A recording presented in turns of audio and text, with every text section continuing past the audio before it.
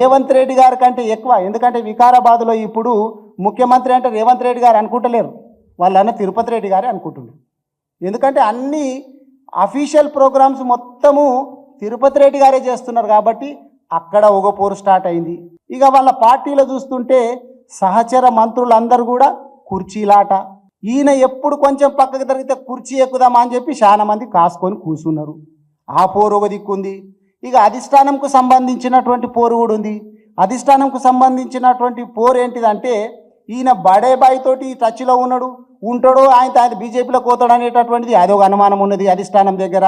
అదేగాక ఈయనేం గప్పాలు కొట్టొచ్చిండు అక్కడ అధిష్టానం దగ్గరికి పోయి అంటే కారు మొత్తం బీఆర్ఎస్ పార్టీ మొత్తం ఖాళీ చేసేస్తా అని చెప్పి గప్పాలు కొట్టొచ్చిండు. అప్పుడు ఏదో కొంతమంది పోయిండ్రు, ఒక్కరు కూడా పోయే పరిస్థితి ఇప్పుడు లేదు. పోయిన పరిస్థితి అతి దారుణంగా ఉండడమే కాదు, పోయినోళ్ళు కూడా మళ్ళీ కేసీఆర్ గారిని కేటీఆర్ గారిని మెచ్చుకుంటున్నటువంటి వీడియోలు మనం చూస్తున్నాం. కాబట్టి అక్కడ అధిష్టానం దగ్గర ఆ పోరు ఉన్నది. ఇంకా క్యాడర్ దగ్గర చూస్తుంటే